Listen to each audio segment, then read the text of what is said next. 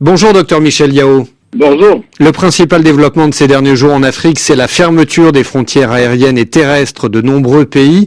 Pourquoi cette mesure est-elle importante? En Afrique, la plupart des premiers cas ont été des cas importés. Et la crainte maintenant, c'est à partir de ces cas-là qu'on ait une propagation beaucoup plus intense dans les communautés qui serait très difficile à gérer dans ce contexte-ci.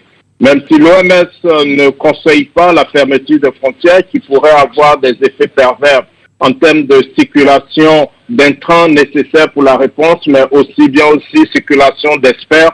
Nous commençons déjà à l'expérimenter avec le fait qu'il y a maintenant plusieurs compagnies aériennes qui ne puissent plus opérer. Donc cela réduit aussi la capacité d'apporter de l'aide à certains. C'est-à-dire qu'à l'heure actuelle, vous avez des difficultés à faire circuler les experts d'un pays à l'autre? Nous commençons à avoir des difficultés. Par exemple, maintenant, il serait très difficile de bouger des experts européens vers les pays d'Afrique. On comprend bien peut-être la nécessité de quarantaine ou bien de surveillance, mais il est pratiquement impossible maintenant de déplacer des experts d'Europe. Maintenant, entre pays africains, cela commence à être aussi compliqué parce que il y a aussi des restrictions qui sont des restrictions complètes qui limitent aussi l'appui par d'autres experts, même au niveau de la région.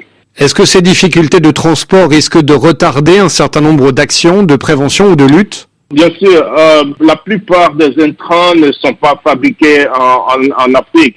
Quand vous parlez d'intrants, vous faites référence à quoi? À des médicaments par exemple? À des médicaments, aussi à des équipements de protection, ainsi que des appareils comme les concentrateurs d'oxygène, comme les appareils de respiration mécanique qui sont nécessaires pour traiter les cas sévères. Et ce genre d'équipement est très limité dans la plupart des structures en Afrique. Si on pense au pire scénario de prise en charge de cas massifs, bien, on aura besoin de beaucoup d'intrants.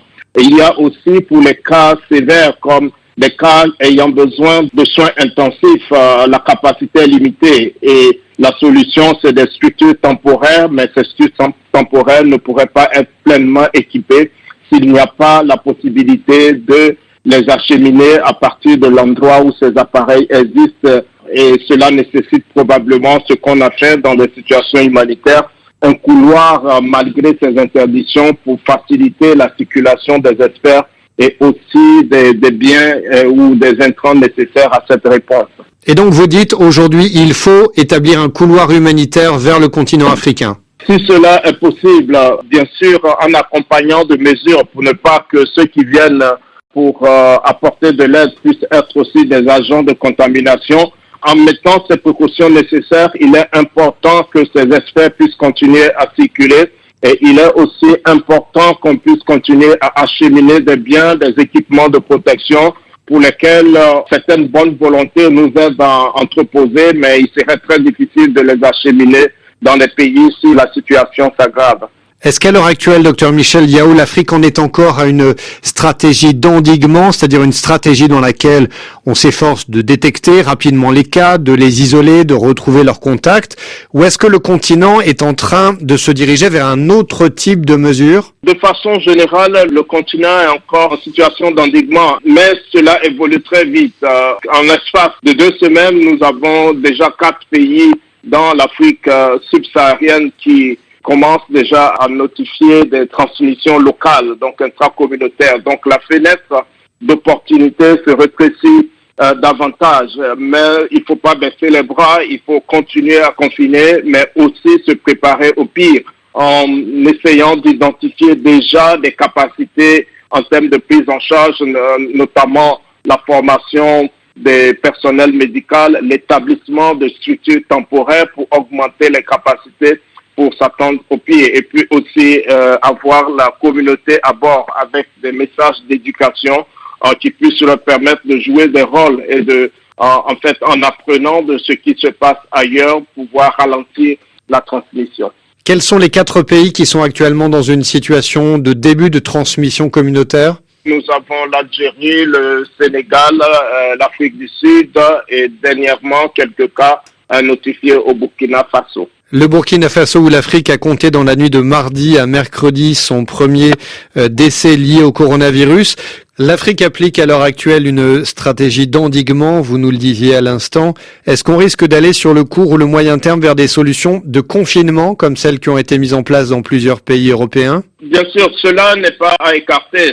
Les premiers cas sont là depuis bientôt une semaine. Lorsqu'il il y a eu des contaminations qui n'ont pas été détectées dans les 2 semaines qui suivent, qui correspondent à peu près à des périodes d'incubation. On devrait voir une flambée si des cas n'ont pas pu être détectés. Et donc, ça peut arriver maintenant comme dans les prochains jours. C'est cela qu'il faut rester vigilant. Mais comme je le disais, ce n'est pas une fatalité.